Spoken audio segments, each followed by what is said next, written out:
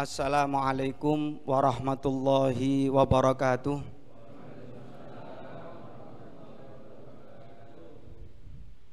Bismillah walhamdulillah wassalatu wassalam ala rasulillah sayyidina Muhammad ibn Abdillah wa ala alihi wa sahbihi wa man walah wala hawla wala quwata illa billah. Asyhadu an la ilaha illallah wahdahu la syarikalah wa asyhadu anna sayyidana Muhammadan abduhu wa rasuluh. Subhanallah walhamdulillah wa la ilaha illallah wallahu akbar wa la hawla wa la quwata illa billahil aliyyil azim. Adada kulli harfin kutiba au yuktabu abadal abidin wa dahrad dahirin. Subhanaka la ilma lana illa ma 'allamtana innaka antal alimul hakim. Nawaitu ta'alluma wa ta'lim wan naf'a wal intifa' wal mudzakarata wat tadhkir wal ifadata wal istifadah wal hatha ala tamassuki bi kitabillahi wa sunnati rasulihi wad du'a ilal huda wad dilala alal khair ibtiha'a wajillah wa mardatihi wa qurbihi wa thawabihi subhanahu wa ta'ala. Qala al musannif rahimahullah wa nafa'ana bihi wa bi ulumi fid dharain amin. Min masail fil kusufain. Al-awwal yusanul huslu laha la tazayyun. Athani yusanul jahru fi khusufil qamar wal israru fi kusufis syamsi. Athalith yusannu an yakhtubal imamu khutbatain ba'da shalah yahussu fihima alal khair min taubatin wa shadaqatin wa ghairi dzalik wa hiya ka khutbatil jumu'ati fil arkan la fis syurut.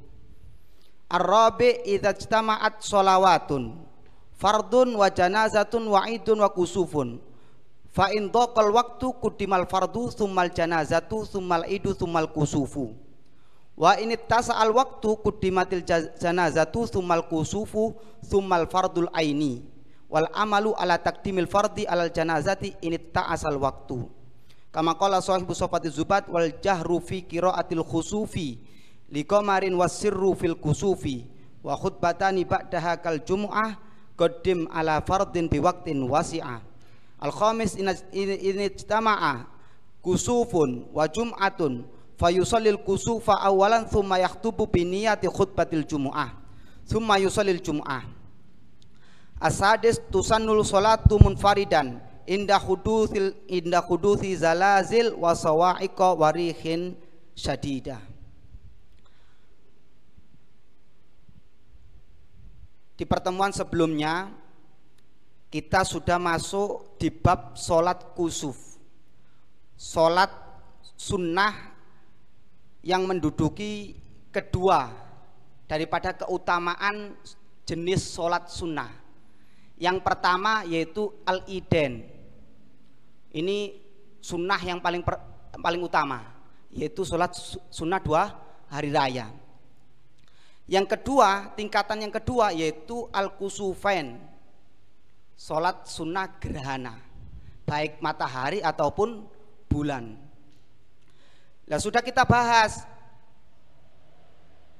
dalil daripada kesunahan sholat sunnah kusuf ini, sholat sunnah gerhana. Begitu juga hukumnya, hikmahnya yang perlu diambil, kemudian waktu masuk dan waktu keluar, kemudian caranya. Akan tapi pembahasan tentang cara daripada sholat kusuf ini belum selesai. Di pertemuan sebelumnya disebutkan cara sholat gerhana ada 3. Cara sholat gerhana ada 3 cara. Yang pertama dulu disebutkan yaitu dilaksanakan sholat gerhananya seperti sunnatis subuh, sunnah fajr, qobliyah subuh, 2 rakaat, ya, 2 rakaat ringan. Ini cara yang pertama. Ini cara yang pertama.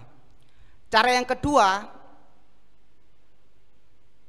yaitu dilakukan sholat gerhana ini dengan beda seperti sholat-sholat yang lain.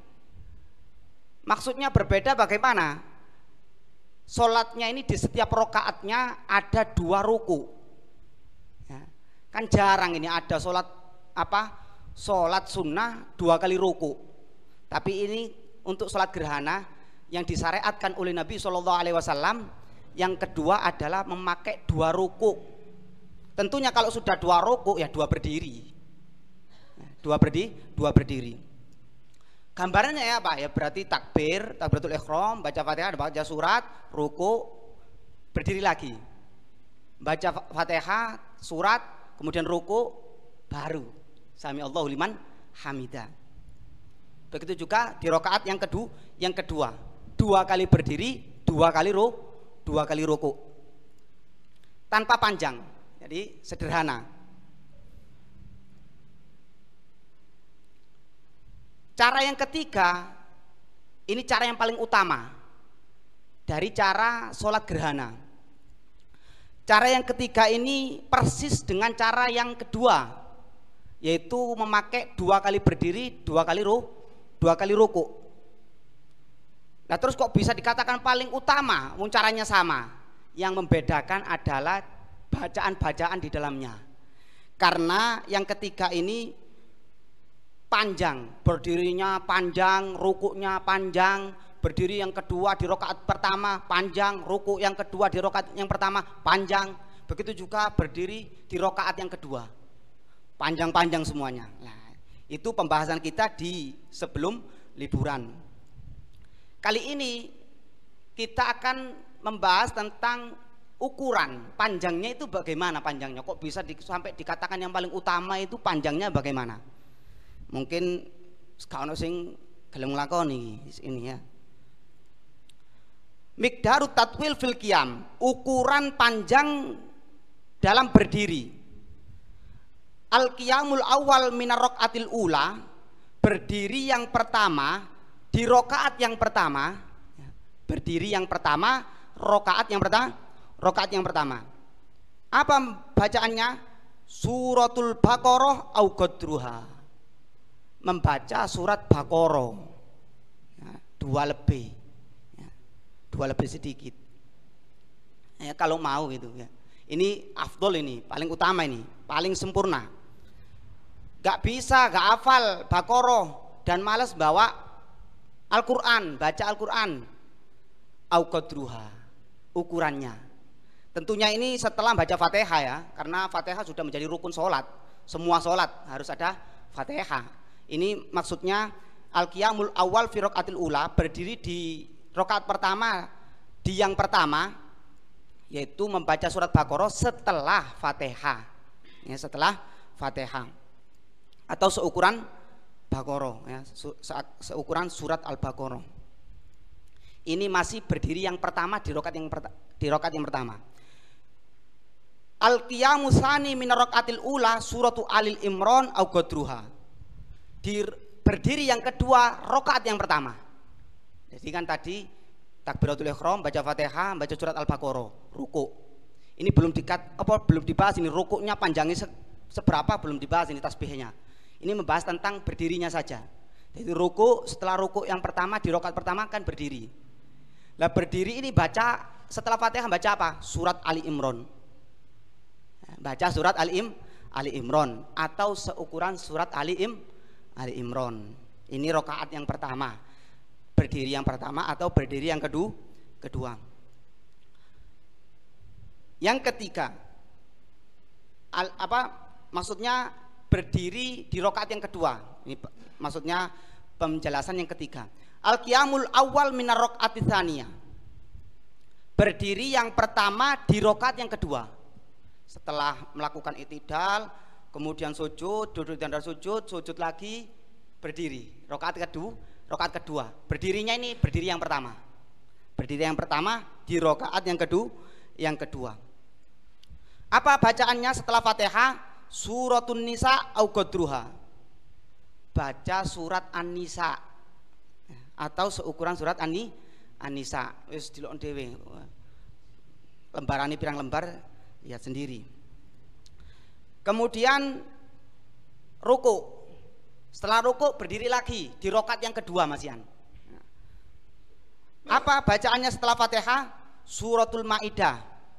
Surat Al-Maidah au qadruha atau seukuran surat Al-Maidah. Dawa iki ya. Dawa. Ini masih berdirinya. Miqdaru tatwil fi ruku'at, ukuran panjang di dalam rukuknya. Wa mithluhu fi sajdat, seperti rukuk panjangnya yaitu dikerjakan di sujud juga. Jadi rukuk nanti baca apa saja, apa baca berapa tasbih, di sujud sama jumlahnya. Seperti di rukuk. Rukuk yang pertama, di rokaat yang pertama. Jadi setelah baca Baqarah selesai rukuk. Rukuk itu panjang. Membaca tasbih berapa? Biqadri mi'ati ayatin min suratil Baqarah. Seukuran 100 ayat daripada surat Al-Baqarah. Ya, ukuran aja wis. 100 ayat Baqarah itu berapa menit? Ya, berapa menit? Kemudian baca itu tasbih seukuran menit itu. Berapa kali tasbih itu? Ya, itu ngedewe ya. Kemudian di rukuk yang kedua, ya, setelah rukuk pertama kan berdiri. Setelah Fatihah baca surat Ali Imran. Selesai surat Ali Imran, rukuk lagi panjang.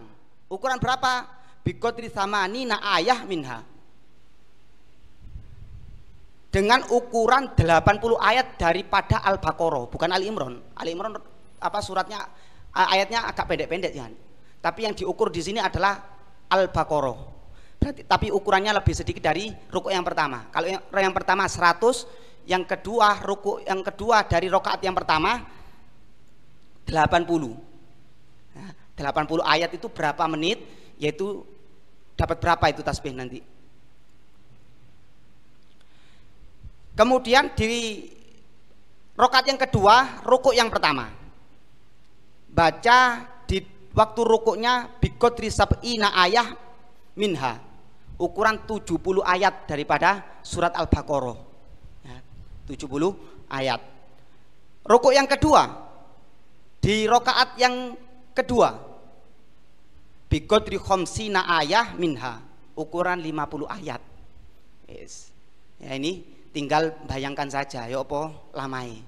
Sampai ini ada cerita ini, dulu di Hadramut itu ada seseorang sholat gerhana ngimami dengan cara ini. Lah yang diimami ini ada orang Baduinya. Nah, kalau di sini orang awam nggak ngerti carane sholat gerhana, nek carane sholat gerhana itu ada dua berdiri di rakaat pertama, dua berdiri di rakaat kedua. Tahu, tapi gak panjangi gak ru. Lah si imam tadi itu baca panjang, ngamuk-ngamuk. Ya, serbane kan biasa orang sana itu kalau sholat itu caruk gini, dilok panjang, dijokok serbane, mulai sampai ngereweng-ngereweng. Nek cara wong kene ngereweng-ngereweng, ngamuk-ngamuk. Ya apa imam iki sholat kok panjang nemen? Karena nggak tahu. Nah, karena dia orang awam. Nah, situ dipungkasi dalam ceritanya di situ, kalau bisa jadi imam itu perhatian kepada para makmumnya. Ya, perhatian kepada para makmumnya. Kalau memang dari jamaahnya sendiri tahu keadaan kita panjang gak masalah. Tapi kalau nggak tahu, ya yang sederhana aja. Dikatakan yang kedua tadi itu sudah sempurna. Itu sudah minim daripada sempurna. Cara yang kedua. Kalau cara yang ketiga itu paling sempurnanya cara sholat gerhana. Kalau kita pakai cara yang kedua itu sudah dianggap paling minimnya sempurna. Lah tujuannya di sini kita mengetahui cara daripada sholat gerhana ini kenapa sih? Karena dalam derajatnya niat dulu kita tahu. Ya, derajatnya niat dulu kita tahu. Kalau sholat fardu yang menyebutkan 3. Niat sholat, kemudian menentukan sholatnya dan menyebutkan fardunya. Ya, menyebutkan pekerjaan, nama sholatnya atau takyin, menentukan sholatnya, kemudian fardunya. Kalau digabung usolli fardhu duhri gitu. Kalau memang duhur, itu kalau sholat wajib. Lah kita tahu ini sholat kusuf adalah sholat sunnah. Lah kalau sholat sunnah yang wajib itu disebutkan berapa? 2 saja. Ya, 2 saja. Menyebutkan pekerjaan, usolli, dan menentukan sholatnya, usholil kusuf, sudah selesai. Tapi kalau diperinci ya, sedangkan dia sholatnya keliru, batal sholatnya, percuma ya, batal sholatnya percuma, rawan berarti. Jadi harus mengetahui ya. Kalau gak ditentukan sama juga, niatnya mutlak, usolli kusuf, saya niat sholat kusuf, gak ditentukan cara pertama, kedua atau ketiga. Ya apa kalau seperti ini sholatnya ya. Kalau yang pertama tadi, pembahasan yang pertama tadi itu, dia menentukan saya niat sholat kusuf yang sempurna. Tadi kita ketahui sholat kusuf yang paling sempurna yaitu cara yang ketiga ya, tapi bedanya bacaan saja sama dengan yang kedua. Berarti kalau sudah seperti ini, dalam hatinya saya niat sholat kusuf yang sempurna, berarti pilihannya ada dua. Dia hanya boleh sholat cara yang kedua dengan ikhtisor pendek, atau cara yang paling sempurna yaitu cara yang ketiga. Kalau dia menggunakan cara yang pertama, satu kali berdiri, maka nggak sah sholatnya. Ini harus berhati-hati ya, harus berhati-hati. Ini berlaku bagi siapa ini? Ketentuan seperti ini? Ini berlaku bagi orang yang sholat sendiri atau sholat menjadi imam. Kalau menjadi makmum, mau tidak mau dia harus persis dengan imamnya. Mau tidak mau harus persis dengan imamnya. Kalau beda ya apa? Makmumnya niat yang pertama, cara yang pertama, imamnya niat cara yang kedua, gak sah sholatnya makmum ya, gak sah sholatnya makmum karena beda tartibnya. Urut-urutannya itu beda. Itu kalau menentukan caranya. Wis aku timbangi ruwet-ruwet, gak tak tentokno carahe wis. Saya niat sholat kusuf, berarti gak menentukan cara. Entah itu cara pertama, kedua atau ketiga, gak disebutkan. Bagaimana ketentuan orang yang seperti ini? Ini ada perbedaan pendapat. Menurut Imam Romli, milih mau cara pertama boleh, cara kedua boleh, cara ketiga boleh. Jadi enak bagi orang yang awam itu niatnya ya mutlak gitu aja, niat sholat sunnah kusuf gitu aja. Jadi engkau kepingin sholat yang cara pertama ya cara pertama, kalau cara kedua ya cara kedua, pengen cara ketiga ya cara ketiga, terserah. Menurut Imam Romli. Tapi menurut Imam Ibnu Hajar, kalau memang dia mutlak gak menyebutkan cara, harus melaksanakan dengan cara yang pertama. Nggak boleh cara yang kedua atau ketiga, nggak boleh. Karena bentuk sholat secara umum itu satu kali berdiri, satu kali ruku. Sehingga ketika dia tidak menentukan cara, kemudian dia sholat dua kali berdiri, dua kali ruku, nggak sah sholatnya. Menurut Imam Ibnu Hajar. Paham sampai sini ya? Nah, ini tentang sholat gerhana dengan cara-caranya, permasalahannya yang berkaitan dalam gerhana bulan atau gerhana matahari. Yusannul ghuslu laha latazayyun. Disunahkan mandi untuk sholat gerhana. Disunahkan mandi untuk sholat gerhana. Latazayyun, tidak disunahkan berhias. Beda dengan sholat id, sholat hari raya. Kalau sholat hari raya itu disunahkan mandi ya, disunahkan berhias ya. Kalau hari raya disunahkan berhias, tapi kalau gerhana ini tidak disunahkan berhias. Kemudian kalau dia ikut keluar sholat berjamaah bersama orang-orang, kalau kita dulu belajar di waktu sholat id, ketika keluar pakaiannya pakaian yang bagus-bagus ya. Nah, kalau sholat gerhana ya apa pakaiannya? Wa yakhruju fi thiyabin bidlah, keluarnya menggunakan baju-baju yang sederhana, yang sederhana, ojo mencolok-colok nemen, karena keadaannya ini keadaan gerhana ya, yang di luar kebiasaan. Yang biasanya bulan itu terang atau matahari terang, sekarang redup. Jadi keadaannya itu nggak biasa. Bisa dikatakan agak sedih, nggak seperti biasanya. Makanya keluarnya pun pakai baju atau pakaian yang sederhana. Kenapa alasannya? Li'annahu laik bil hal. Karena itu yang cocok sesuai dengan keadaan.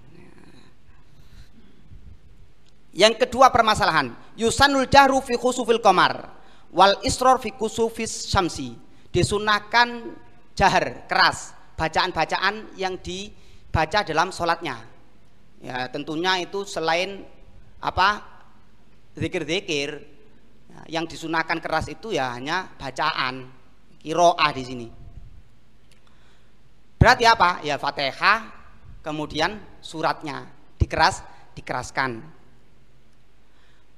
Kalau gerhana bulan, kalau gerhana matahari sunnah sir, ya, samar, ya. Nggak sampai krungu tonggo-tonggone, ya, nggak dibanterno suarane. Kemudian yang ketiga, permasalahan yang ketiga, yusanu ayahtubal imamu khutbaten ba'da sholat. Disunnahkan berkhutbah. Bagi siapa? Imam. Berapa kali khutbahnya? Khutbaten, 2 kali khutbah. Tapi ada pendapat 1 kali khutbah saja cukup. Ada pendapat 1 kali khutbah sudah cukup. Dilakukan khutbahnya kapan? Ba'da sholat, setelah sholat, persis dengan sholat id. Ya, persis dengan sholat id. Apa yang dibahas di situ? Nah, apa yang dibahas? Yahusu fihima alal khair. Menganjurkan di dalam 2 khutbahnya tadi itu atas kebaikan-kebaikan. Nah, di antara kebaikan yang perlu disampaikan ketika khutbah gerhana yaitu tobat. Nah, ojo bahas yang lain. Khutbah gerhana ya bahas tobat. Wasodako bahas sedekah. Ya, bahas sedekah. Wahairi dzalika, dan selain itu pokoknya pembahasan yang baik-baik, ya, yang baik-baik. Wahia, khutbah tersebut ka khutbatil jum'ati, seperti khutbah Jumat. Dalam apa kesamaannya tadi itu? Fil arkan, di dalam rukun. Jadi rukun-rukunnya khutbah sama persis dengan rukunnya khutbah Jumat. Berarti apa? Ya hamdalah dulu, ya, dimulai dengan hamdalah, kemudian sholawat, wasiat bitakwa, baca ayat di khutbah pertama atau khutbah kedua. Kemudian di khutbah yang kedua nanti ya sama baca hamdalah, dimulai dengan hamdalah, sholawat, wasiat bitakwa, doa untuk orang mukmin. Itu rukunnya. La fis surut, tidak disamakan di dalam syarat. Ya, syaratnya nggak disamakan. Harus suci, nggak harus. Ya. Ada beberapa syarat yang disamakan. Seperti apa? Bahasa Arab. Ya, harus bahasa Arab. Dalam apa bahasa Arab ini? Dalam rukun-rukunnya saja yang bahasa Arab. Ya. Dalam rukun-rukunnya saja yang berbahasa Arab. Kemudian harus didengarkan orang. Ya. Kalau nggak didengarkan, itu khutbah jenenge. Ya, harus didengarkan orang. Itu diantara rukun syarat yang harus disamakan dengan syarat khutbah Jumat. Yang keempat, idza ijtama'at sholawatun, jika terkumpul beberapa sholawat, berapa sholat, ya. Sholatun jamaknya sholawat. Jika terkumpul beberapa sholat, loh kok bisa berkumpul dalam beberapa sholat? Perhatikan, jika terkumpul fardun, sholat fardu, au janazatun, atau sholat jenazah, wa'idun, dan sholat id, wakusufun, dan gerhana. Jadi satu waktu ini ada 4 sholat. Yo barengan dengan sholat fardu, barengan sholat jenazah, barengan sholat id, ya, barengan dengan sholat kusuf. Bisa seperti ini. Nah, nak sholat 5 waktu barengan sholat itu. Sholat itu kan waktunya esok, wis terbit matahari. Fardu di sini nggak harus sholat 5 waktu. Fardu di sini bisa sholat nadar, bisa sholat kafaro, nah banyak ya. Jika terkumpul seperti itu, ada wajib, ada jenazah, ada id, dan ada kusuf. Ketentuan sholatnya bagaimana? Fa'indokol waktu kudimal fardu, jika memang waktunya sempit, nggak mencukupi, ya, kudimal fardu, maka didahulukan fardunya, ya, didahulukan fardunya. Nggak tergambar ini ya kalau sholat nadar, kalau digabung dengan sholat id. Thumal janazah, kemudian sholat jenazah. Sholat jenazah berarti setelah sholat fardu baru sholat jenazah. Thumal id, kemudian melakukan sholat idnya, kemudian sholat kusufnya. Ini kalau memang waktunya masih longgar. Wa ini tasa'al jika ini waktunya sempit ya, jika waktunya sempit maka harus tertib tadi itu. Wah, wajib dulu, kemudian sholat jenazah, kemudian sholat id, kemudian sholat kusuf. Kalau waktunya longgar, nah, mana yang didahulukan kalau waktunya longgar? Kudimatil janazah, sholat jenazah didahulukan. Sholat jenazah didahulukan kalau waktunya longgar. Kemudian sholat apa? Thummal kusuf, kemudian sholat gerhana.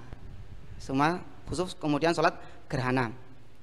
Thummal fardul aini, kemudian fardu ain, baru sholat id. Wal amal ala takdimil fardi ala janazah, ini tasal waktu, bisa diberamalkan, dilakukan, mendahulukan fardu atas sholat jenazah, ini tasal waktu, ketika waktunya longgar. Kan tadi kapan didahulukan sholat fardu daripada sholat jenazah? Itu ketika waktunya mepet, baru didahulukan fardu. Berarti kalau waktunya masih longgar, mana yang didahulukan? Jenazah dulu baru sholat fardu kalau waktunya longgar. Ini yang terjadi, yang wakil, yang sudah terjadi di sekeliling kita. Itu biasanya sholat Jumat. Sholat Jumat wajib atau tidak? Wajib. Kemudian ada jenazah, jenazahnya disolati dulu baru sholat Jumat, apa sholat jenazahnya setelah sholat Jumat?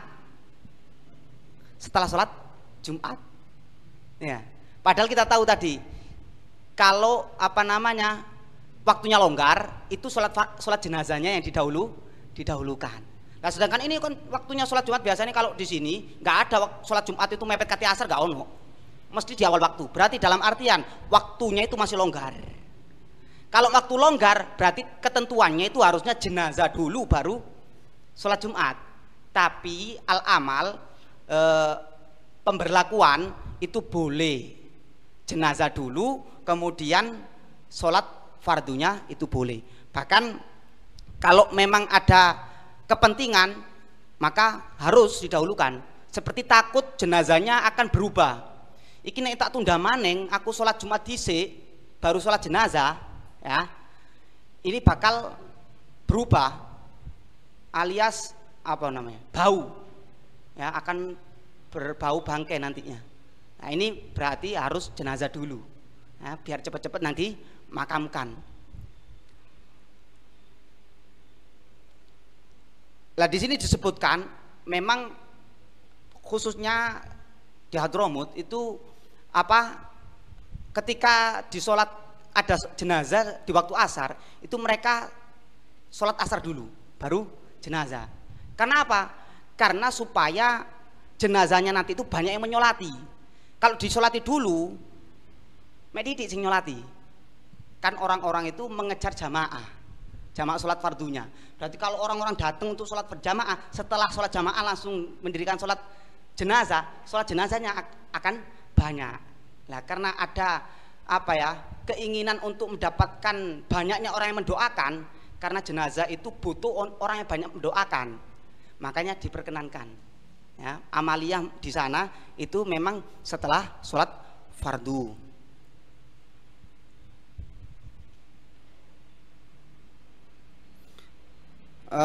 kama qala sahibu sofati zubat wal jahru fi qiraati khusufi li qamarin wasiru fil kusufi wa khutbatani ba'da halkal jum'ah qadim ala fardin bi waqtin wasi'ah. Sunnah keras di dalam bacaan sholat gerhana bulan dan sunnah samar di dalam sholat sunnah gerhana matahari. Wa khutbatani, dan disunnahkan dua khutbah ba'daha setelah sholat gerhana kal jum'ah sebagaimana Jumat qadim ala fardin, akan tapi didahulukan atas fardunya biwaktin wasi'ah, ketika waktunya longgar. Jadi ketika terkumpul beberapa sholat maka didahulukan gerhana ketika waktunya longgar. Permasalahan yang kelima, ini tama'a kusufun wa jum'atun, jika berkumpul gerhana matahari dan sholat Jumat. Nah, sholat Jumat plus gerhana matahari, mana yang dahulukan? Mana yang dahulukan? Fayusallil kusufa awalan thumma yaktubu biniyati khutbatil jum'ah thumma yusallil jum'ah. Ya, ini caranya. Ketika terkumpul sholat gerhana dengan sholat Jumat, maka sholat gerhana dulu. Sholat gerhana dulu, baru pelaksanaan khutbah. Dan khutbahnya ini diniatkan khutbah Jumat. Ya, diniatkan khutbah Jumat. Terus ya, bahkan tadi disunahkan khutbah setelah sholat gerhana. Khutbahnya setelah gerhana itu tadakhul, tandarit, masuk di dalam khutbah Jumatnya, karena sama seperti sholat. Nah, sholat itu seperti sholat sunnah wudhu atau sholat tahiyat, itu bisa masuk di dalam sholat fardunya, ya, walaupun tanpa niat.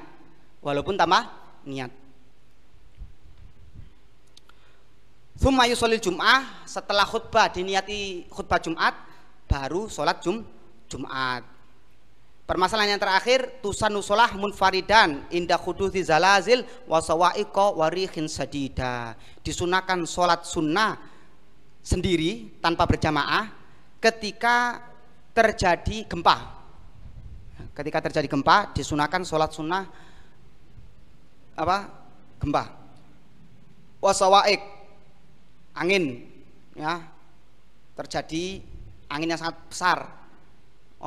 Angin besar jenenge puting beliung atau topan atau maning, lesus dan lain sebagainya, ya.